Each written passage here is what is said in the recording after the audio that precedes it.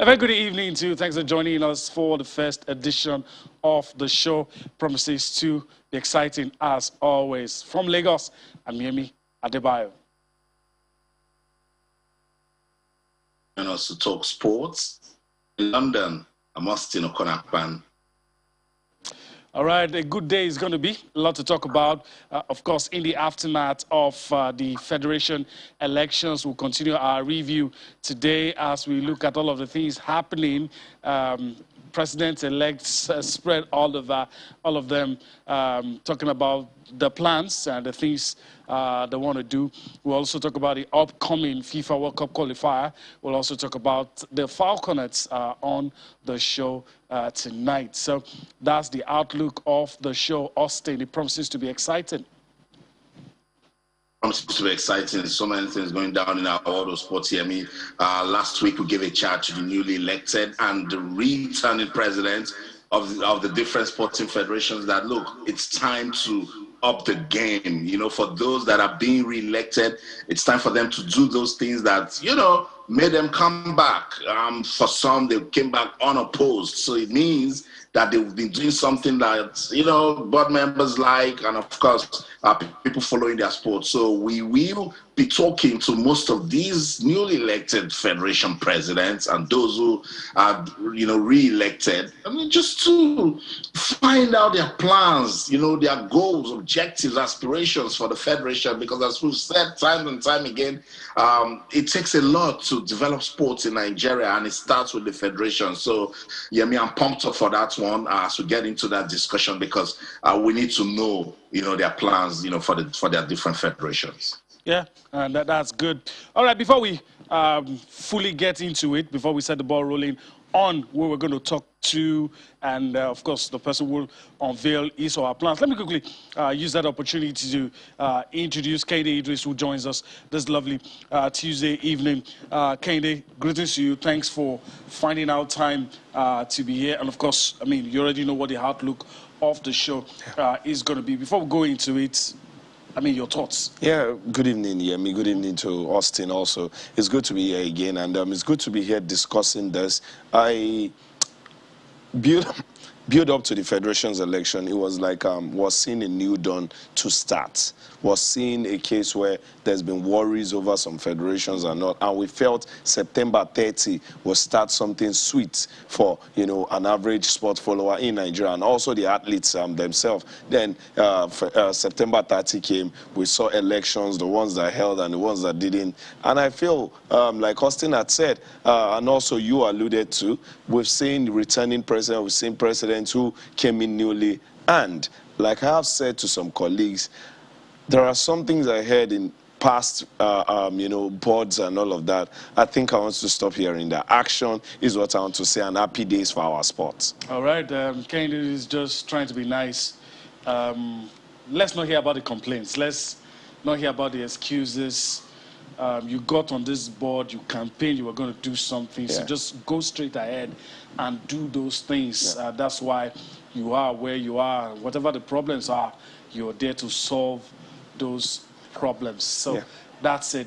All right, then, of course, pictures are on your screen, some of those venues where the elections took place, some of those who emerged as winners. So, Austin, that's what we're going to be doing today, basically. And so let me allow you the honors to start off today's interview, and we talk about some of the things that we will expect from the person we're going to talk to. Yeah, I mean, you know, when you talk about some of the names, you know, that deserve to return as Federation president, that's Daniel Igali. You know, in the last 8 years, he has done everything humanly possible, you know, in his, you know, ability, using his position, using his experience to develop wrestling in Nigeria. No wonder, if you want to look at Nigeria's scorecard at the last Tokyo Olympic Games, you know, wrestling was the highest performer, with what they achieved, the Blessing of Rododo and the silver medal. So we'll speak to Daniel Igali. What is it that wrestling is doing that other sports can emulate? Talking about sport development in Nigeria. He's a Yanagwa. He also doubles as the commissioner for sports in Bayelsa State. So he will be joining us as we take a look at his plans for wrestling in this new, administration that he's just been elected into. So let's go to Yenagoa, the capital of Bayelsa State. Joining us live on the show, Daniel Igali, president of the Nigeria Wrestling Federation. Good evening, champ. Welcome to Sports Tonight. Good evening, and thanks for having me on your program. Awesome. I see you're ready for us tonight. And people will be wondering, us, we called him a champ. Daniel Igali is a gold medalist. So he's a through and through. I was at the last election in Abuja when you got elected, and I saw your wrestlers lifted up in the air, and you cried. It was tears of joy. Did you cry again this time? No, I didn't cry. After being elected, I was just thinking about the work ahead, so I had no time to cry. No, but it was good. It was good seeing you, being appreciated for all you've done for wrestling. Let's get into it now. It's a new era now. This is your third term as president of Nigeria Wrestling Federation. It was good to an extent this year. Will it be better next year? Well, I think we always aim to get better. Even at this last Olympics, we had plans to win multiple medals. So the next 3 years, which is not 4 years anymore, the next 3 years, we hope that we'll build on the successes we've had. I know the World Championships is happening in Norway. Could you give us some updates as regards Nigeria's representatives and how they're doing right there? Right now in Oslo, Norway, we have 2 representatives. Esther Kolawole at the 55-kilogram class wrestled yesterday. She won her first bout against an opponent from, I think, Kazakhstan or so, and lost her second match to Russia and did not proceed. But she's in the top 10 in the world. She's only 19. It's one of those athletes that we're projecting for 2024. And tomorrow we're going to have Blessing Oburudu competing. Blessing hasn't won a medal at the World Championships yet. So in spite of the fact that she just came back from the Olympics and we wanted her to rest, she wanted to go to the World Championships because she wants to have a World Championship medal by her. So we're hoping and wishing that she's going to be well rested, confident, and wrestle well tomorrow and win a medal for Nigeria. Let me just throw this in quickly. I'm very sure Austin still has a lot he wants to ask you, but let me just throw this in quickly. I think congratulations is still in order, so I'm going to say congratulations on coming back to the fore. As you know, a lot of people was news well received by a lot of people. But I also want to ask you. Does that place a burden on you? You're one of the few that a lot of people expected to return, and indeed you return. And coming back now, expectations are very high. You have delivered on a lot of things people expected you to. Do you feel that place a burden on you? Well, like I tell athletes, when people expect good things of you, it's good. You could turn it to be pressure if you are negative, but I would rather people hope that I do well than hope that I don't do well at all. So yes, the pressure is there, the expectations are high, and we think and expect that we should be able to do better than we've been able to do in the last 4 years going forward. Okay, so let me just also ask you this because it's something that's been on the minds of people. Expectations are high, yes, but the challenges remain. and you've been credited with navigating some of what is being the readily made excuse of some federations. It wasn't easy. Acknowledge that it wasn't easy, but again, those challenges are still there, and so. Do you feel that this time you'll be better equipped to handle those challenges, or you feel you still need maybe corporate body or some help some way? I think those perennial challenges of underfunding will always live with us. But you need to also know how to navigate them. And a lot of times we get on these programs and we don't give enough credit to the NOC. I've felt over the past 4 years, especially, that the NOC has been critical to the success of my athletes. Blessing Oborududu, Amina Adeni, Odunayo Adekure, all three of them had NOC scholarships. So we were able to use those scholarships to attend about 3 top-notch international tournaments for them. And I think I'm going to still use that avenue in the next 3 years, because we have Odunayo Adekure still ranked #2 in the world. Blessing Oborududu still ranked #2 in the world. Amina has kind of gotten out of the top 10, but Kolawale Esther is #8 in the world. So I expect that the 3 of them will be able to get Olympic scholarships. And then we'll still work with the state governments, the individuals, and the federal government. And I need to, at this juncture, also give kudos to the Minister of Youth and Sports, who was very supportive. Okay, thank you for that. Just one more from me before we go back to Austin. I know you're not the average politician, but I'm also tempted to ask. You've just informed us now that it's going to be 3 years. Do you think 3 years will be enough for you to do all the things you have in your mind, all the plans? I mean, I like the way you reel out the names of these athletes. You're emotionally invested. In the progress of these athletes. So for all the things you want to do, for the new ones you're projecting, for the ones that you're expecting more from, you think 3 years will be enough to do all of that? Well, I've been with these athletes for the past 10 years. Remember, I was their coach for 6 years before I became president. So I've had more than 8 years with them. So I believe this would probably be my last 3 years. And then the next stage will be to set the stage for anyone coming after me to keep the momentum on the team. I think 3 years would be about driving the process to another Olympic medal or medals in 2023. So I think it's okay. It will be ideal for us. Okay, let's talk about the challenges, because when I speak to some federation president, they go, "Oh, Austin, it's not football, it's not athletics, and that's why we're struggling." But somehow, some way, you've been able to put wrestling into the eyes of Nigerians. Not just in Nigeria, have given us good name. We've gone to the World Championships, we've gone to the Commonwealth Games. It's not even WWE. This is the sort of wrestling where they grab people, slam them on the mats, and you'll be able to keep it going.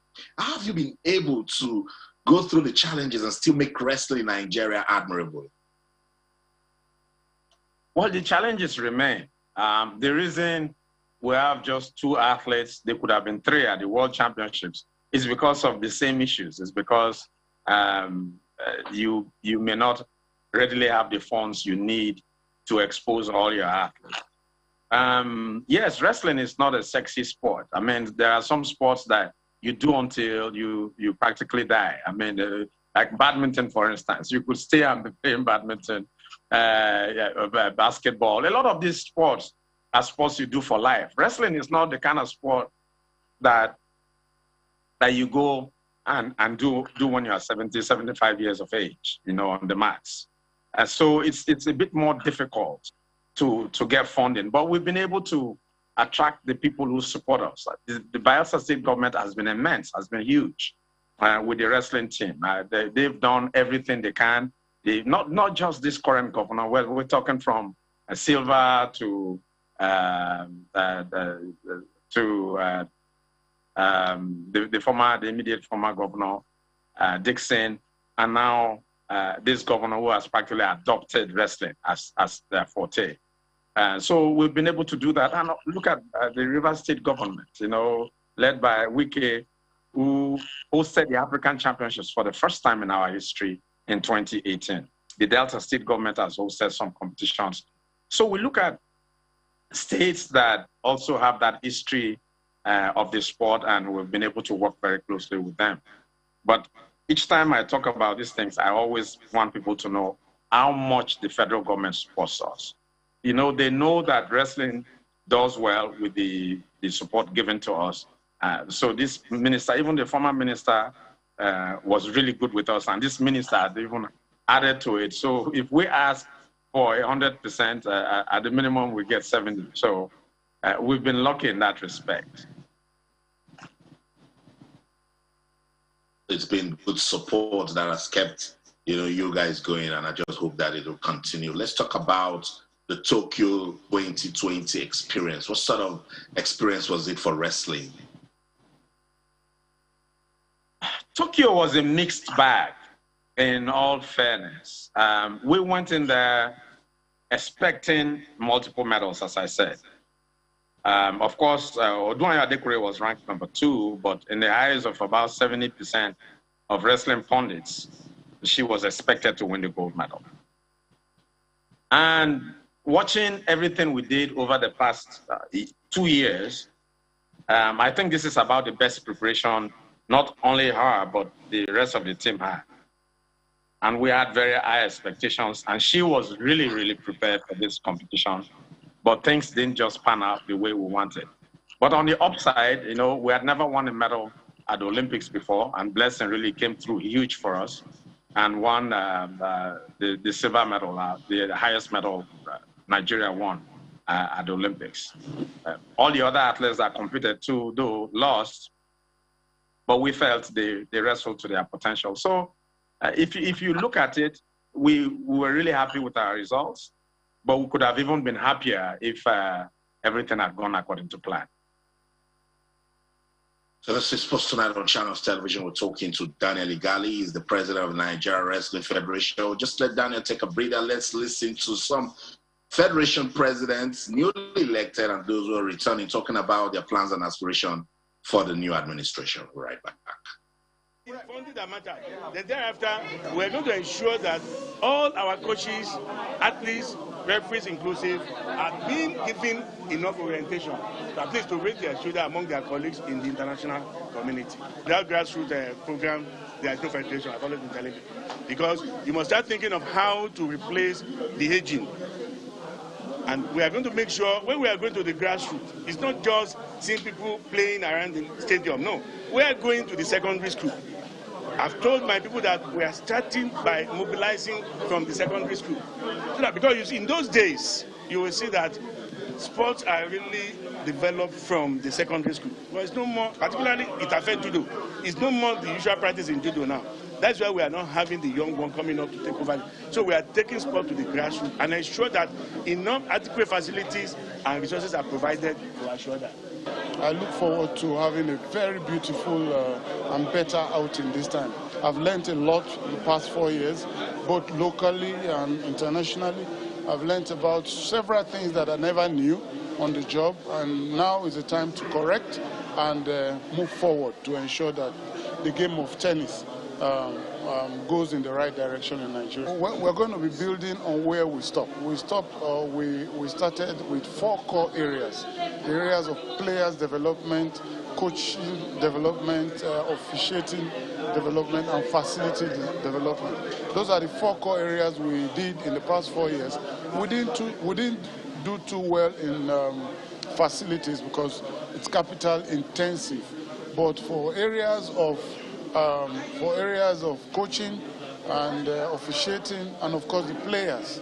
For the players, we need to have more tournaments for them to be able to play and play. The more you play, the more you improve, and that's one core area. And that's why precisely I'm happy we have a new group in the board that can push that part of ensuring that we get more sponsors to see more tournaments happen in tennis in Nigeria.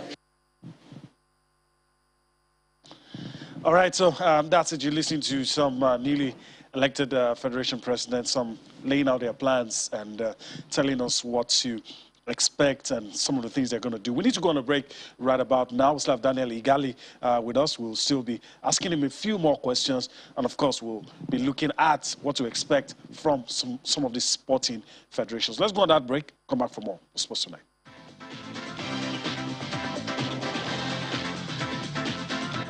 All right, welcome back. Like I said, we still have Daniel Igali with us. Of course, he's the president-elect of Nigeria Wrestling Federation, and he's been on the saddle for a while. All right, thanks for staying with us. That's a question that came to my mind. I credit Kehinde Idris for bringing this to mind while we're off air. I want to ask you, before I hand over to Austin, I want to ask you about the guys. They don't seem to do well like the ladies. It appears like it's happening across all sports in Nigeria. But for wrestling in particular, could there be any reason why it seems that we tend to pin our hopes on the ladies? And I know you're very qualified to erase our doubts or clear any misconceptions. Well, the truth is the girls are doing a bit better than the men now. But the happiness for me is that they're all wrestlers, you know. They're all representing the Wrestling Federation and Nigeria. But I think we need to do a bit more with the men. Of course, years back, the men were a bit ahead of the curve. But we currently have some outstanding specimens in the likes of Blessing Oborodudu and Odunayo Adekore, who have essentially taken not just Africa but the world by storm. So they've led a pack of young athletes in the female category that are doing better than the men. But we hope to build a bit more on the men and hope that they will start catching up with their female counterparts.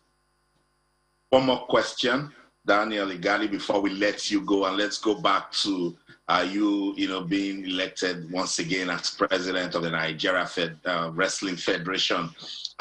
Leadership is very important, but it's teamwork that wins. Let's talk about your board members. Do you have a better one now? Yes, I'm really happy with the new board I have. The sponsor this year is Emeka Offor. I don't know him, but I've heard about him. He is a real philanthropist, and I think he will really help the team. I also have a serving major general on the team. He is the director of sports in the military, in the army. I also have an assistant controller general of customs on the team. I have a PhD holder. I have other very well-known business people on the team. So I think in the area of seeking for sponsorship, we might get a bit more luck this time. And for us now, that is the critical thing. If I were to be raising about 500 million every year for the Wrestling Federation, say for about 4 or 5 years, I don't see how I can go to any Olympics and the wrestling team will not win at least a medal. At least a medal. So I'm happy with the current crop of board members that I see. The initial conversations we've had are very, very intoxicating, honestly. The kind of mindset that some of them are coming with, if we're able to put everything to action as we've discussed, I think wrestling in the next 2-3 years will even outdo what we've done in the past.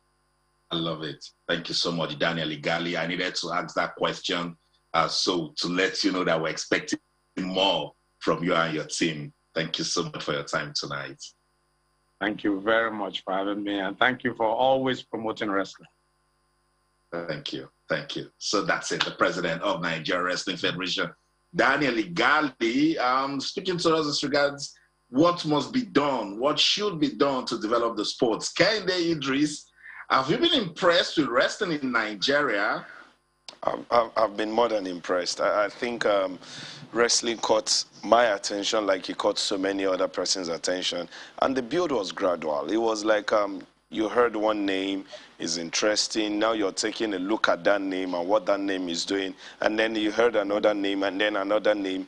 And then the federation president is somebody, is a seasoned winner with Nigeria, and then when he went and joined the fold in Canada, brought back all of those exposure experience, and that got us really excited. We wanted to see how the input would be, and it was almost an instant input. It was like he came today and tomorrow we're already seeing success with the Wrestling Federation, and I think probably to some extent that is what you need. I'm not saying in the manner Daniel Igali's story went, but exposure from whoever is the head or is at the helm of affairs, where your inputs directly as a person will show on the team, and then it extends to your board, showing on the players, especially one-on-one. You talk to these players and they tell you how the #1 man in the Wrestling Federation had impacted directly on them. We see sometimes he gets on the mat, Daniel Igali, and I think those are some of the excitement, and that really got infectious, where we're talking football so well.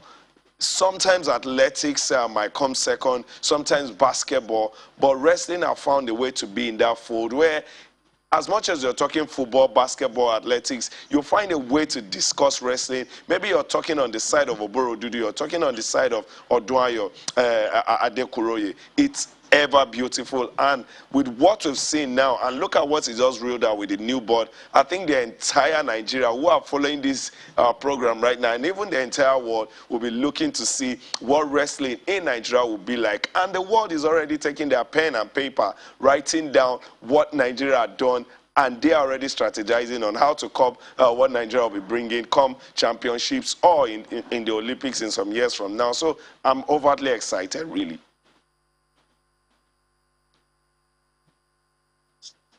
So I will continue to monitor them. Yemi, where are we going to next? Yeah, we're going to leave wrestling all together. We're going to the Betsy Obaseki, just concluded Betsy Obaseki football tournament. We had her on the show on Friday. She said a lot of good things, but it's no longer news that Bayelsa Queens. Let me allow you to say something quickly. Yeah. Pictures on your screen. The one via penalties was a keenly contested encounter, but I'm very sure you have a lot of kind words for the organizers, giving us something to talk about and putting a tournament like this on the calendar. There was a word Daniel Igali used while he was talking about his board, and the discussion they had, intoxicating. I think with what I've seen with female football, women's football in the year 2021, it's kind of intoxicating for me. I'm loving the fact that the ladies are getting competition exposure, they're getting to play more games. For somebody like Monday Gift that we enjoy so well watching in Lagos with Robo Queens, after she unveiled the Mobolaji Johnson Arena, she lit up the stadium with her goals in that game against Mali. She headed us straight to, the Betty tournament, and she started like a house on fire, 7 goals in 2 games. And this is what we're saying. Give these ladies, give these players more exposure, more competition, more tournaments, and you would even get to see more of them and talk about them. And the organization is something that is so impeccable. This doesn't look like a first edition. When I saw the Aisha Buhari Cup, I felt, okay, this is huge. It's coming from the First Lady and all of that. But this is another First Lady of a state, not the First Lady of the Federation. And we still saw top-notch organization. The ladies had so much to say. And I think, really, if you're not giving me anything to see with male football, continue to give me something to see with female football, tournaments after tournament, then I'm good. All right.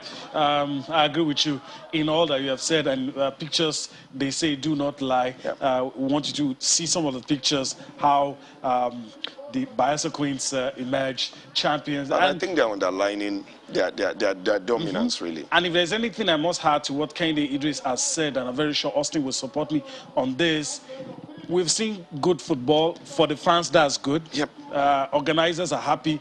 But increase the earning power of these ladies. Exactly, That's yeah. the only thing Yeah. I'm going to say. Yes. For all this that they have done, let it reflect in their I pockets. totally agree. At some point, we will get to a point where, you know, in the United States, they're talking about equal pay. Yes. So I hope they will get there. You know, I hope they will get there at some point.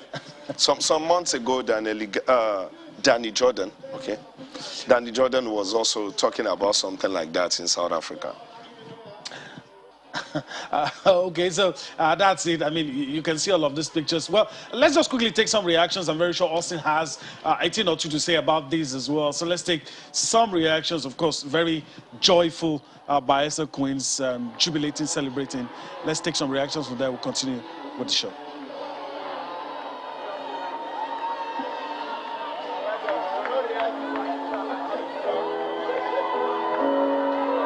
Yeah, this tournament, we are just preparing for our league coming up in 8th of December. So we just use it to test ourselves, keep ourselves fit, and just check whether we are capable of playing the league. And at the end of the day, we are capable to play the league, as you can see. This is a preparation towards the CAF Champions League. Even in as much as we've seen the group, they also have seen us too. So I believe we're all trying to match each other, and we'll move from this tournament. Though we lost today, but we'll give it our best shot when we get to Egypt. Wow, I'm really happy for a competition like this.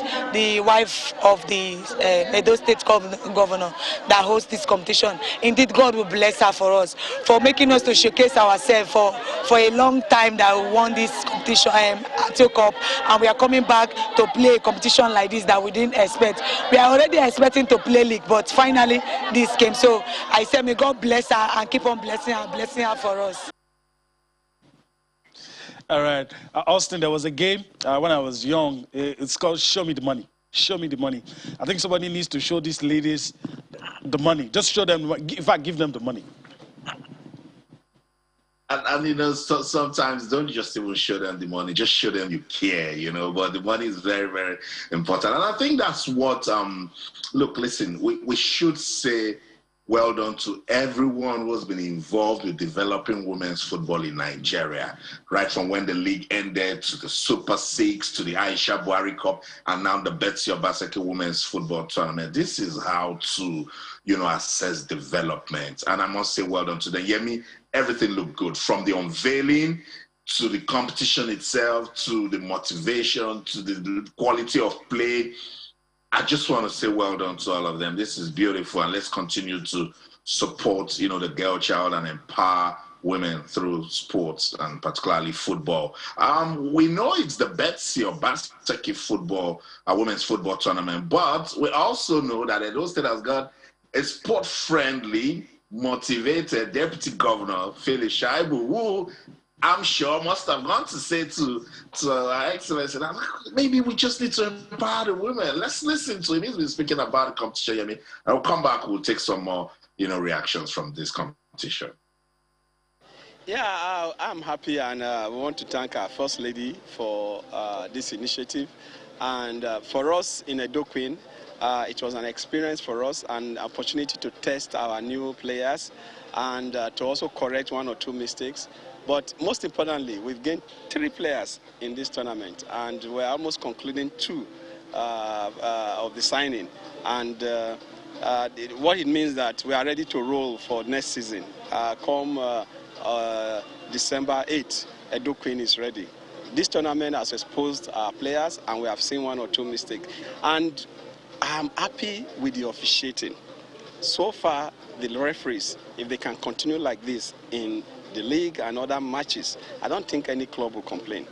And this is what we are trying to sell to MPFL, NNL, National. The Women League, though, have been very good. But the NNL and the MPFL need to learn from the Women League and from what we have done here in terms of officiating.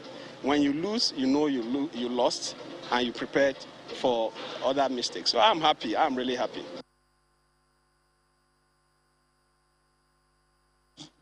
Yeah, happy too. And Yemi was trying to shake the table, you know. He did. Shake the table. He wasn't trying. He did. He did. I mean, he literally did, and the message was clear.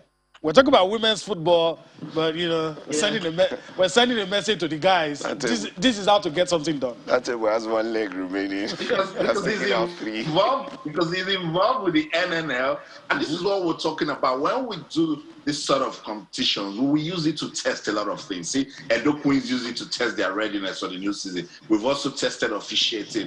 Kehinde, are we ticking the boxes for proper women's football development in Nigeria? I think so. I think so. This is how you get to a proper professional level where you have test running tournaments.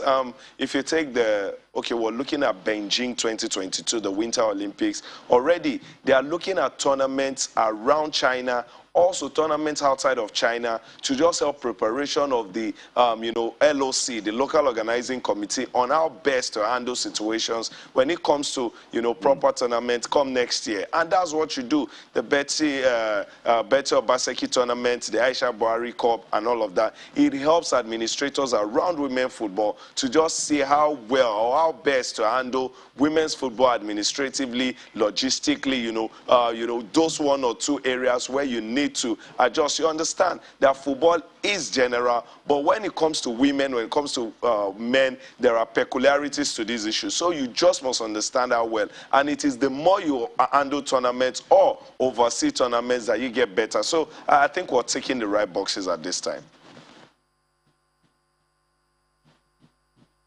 That's right. That's right. So we'll still stay with women's football. Let's talk about the Falconets, Yemi.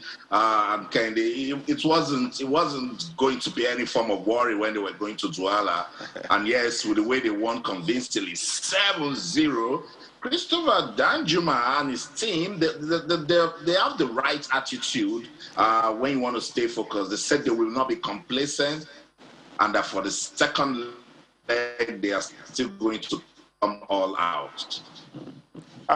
And straight from the team he put out there, he put his strongest team.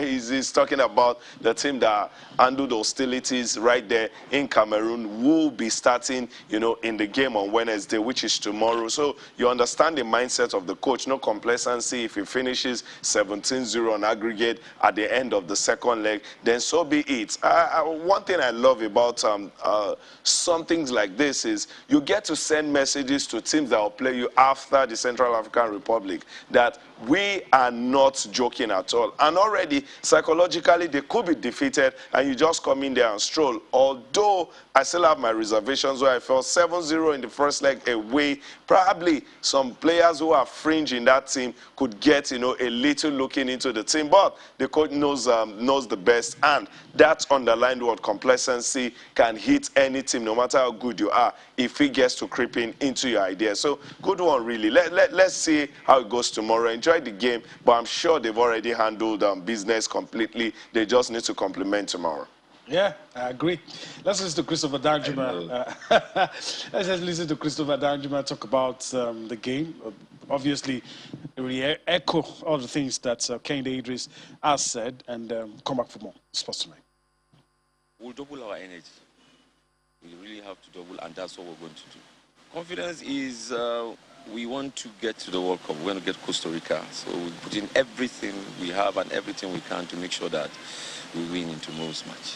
I think we were doing our bit, and the Federation is, especially you see a lot of competitions coming around, like this Obaseki Cup, there's a Nigeria Tales.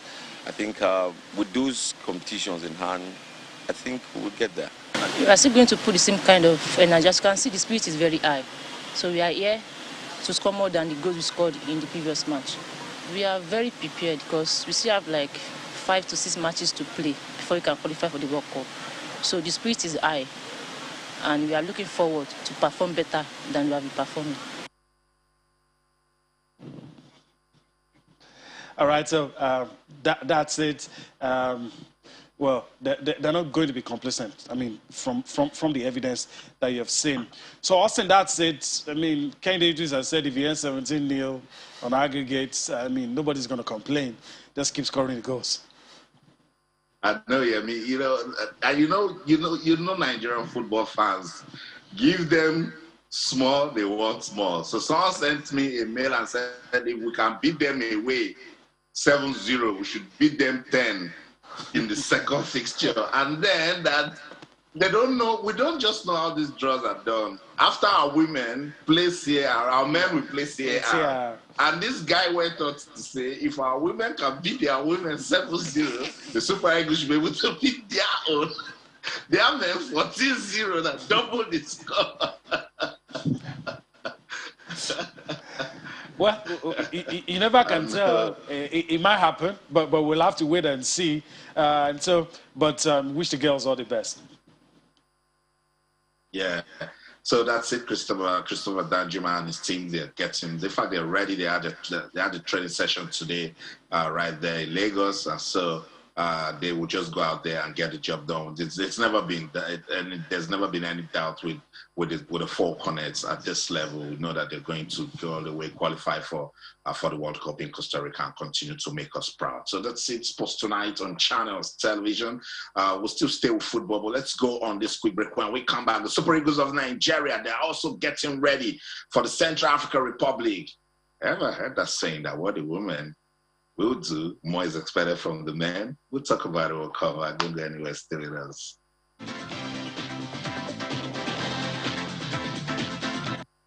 Welcome back, Sports Tonight on Channels Television. We are taking a look at the FIFA Under-20 Women's World Cup qualifier between Nigeria and Central African Republic. The Falconets, they won the first leg 7-0 convincingly. Now that's how to win away. They got that result in Douala in Cameroon. Tomorrow they will play the second leg right there at the Mobolaji Johnson Arena, popularly known as the Onikon Stadium. Time 4 p.m. Nigerian time. So go out there and show some love to the Falconets as they take on the Central African Republic. Let's move on with the show now. It's not just the Falconets that will be busy this week. Tomorrow they'll be busy. On Thursday, the Super Eagles of Nigeria will be busy, and guess the country again, Central African Republic. Kehinde, just let me get you talking. What you've heard, what you've seen, the players in camp. Any worry for the Super Eagles in this encounter? No worry, no disrespect to Central African Republic.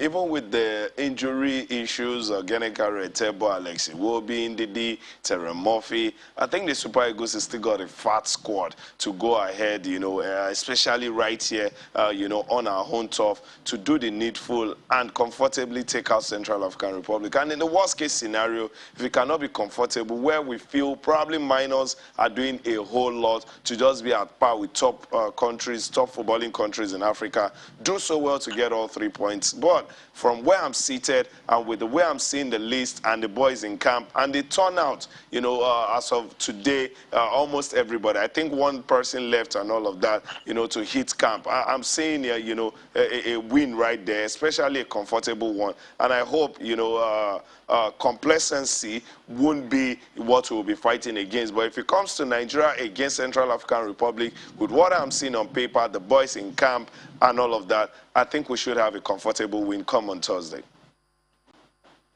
So are you part of Nigerians who believe that if the Falconets can beat the women of Central African Republic 7-0, our men should beat their own men 14-0?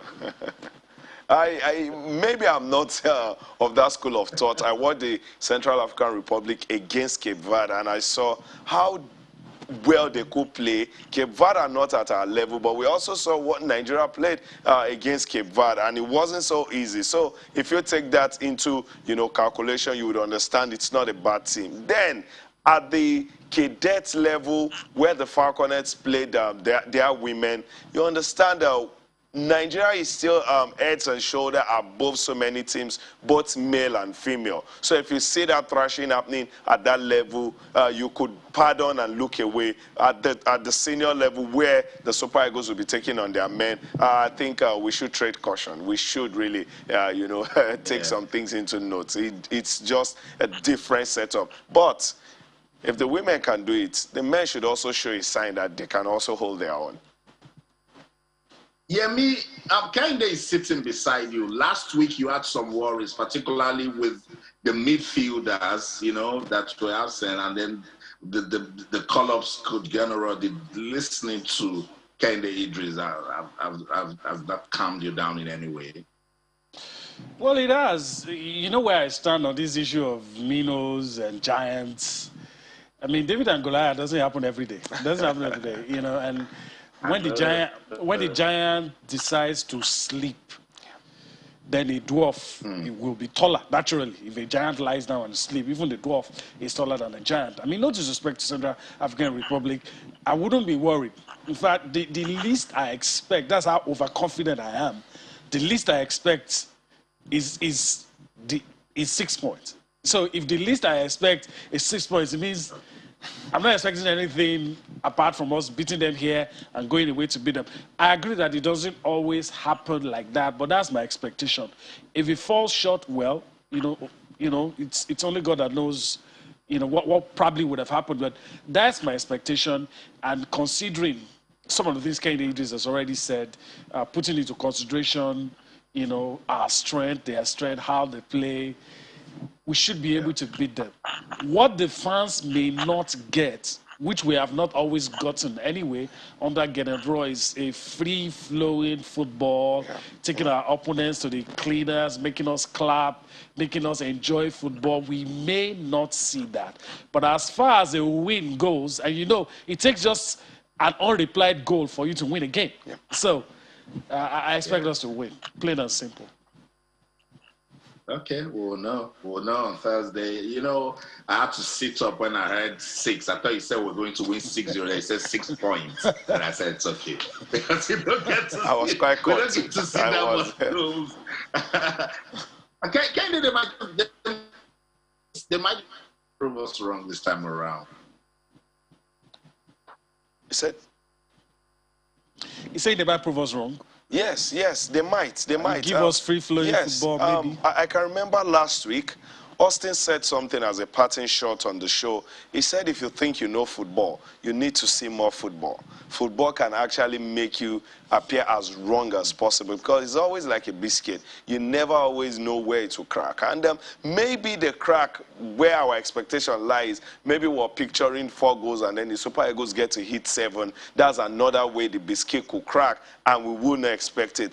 And then there could be the fact that we're expecting a whitewash and the Super Eagles get to struggle. A lot of games have reminded us or have shown us that anything could happen, especially with our own beloved Super Eagles. But there's no disrespect, like we always say, but I think forever there will be minors and there will be super teams when it comes to football. I don't know of any other sport, but in football there would always be that. And you should do so well as a super team to just take out the minors, especially in a case like this. Do so well by Sunday evening or latest by Monday morning if you're not an ardent football follower who sticks to their TV and their radio always. By Monday morning you should hear the Super Eagles are through to the next phase of the qualifiers. And I think that would do us so well. Just heap that pressure on yourself, the Super Eagles, the players, the coaches, and everybody involved that we want to pick 6 points in this so that in the last 2 games it will be rest, trying to give fringe players chances, and then keep yourself fresh for the next phase where we will be playing one of the heavyweights. So I'm seeing a good game, but a little boy in me still will say football is something like a biscuit that sometimes you don't know where it could crack. Okay. All right. I'm an unapologetic Super Eagles fan. Yeah. And I'm recklessly optimistic this time. We're going to win. Kende Idris, I want to thank you for your time on the show today. Thank you so much. Hopefully we'll do this again some other time. Of course, it's good to be here and the conversation gets to continue. Surely does. All right, that's the show today. We do hope that you've enjoyed everything we'll be able to bring to you. Time flies when you're having fun. We'll be back here again tomorrow. From Lagos, I'm Yemi Adebayo. Bye-bye now. I agree, Kende, that yes, sometimes we don't know football, but when it's Nigeria and Central African Republic, the Super Eagles must win. In London, I'm Austin Okonapan, and everything you do, remember, keep talking sports. Bye for now.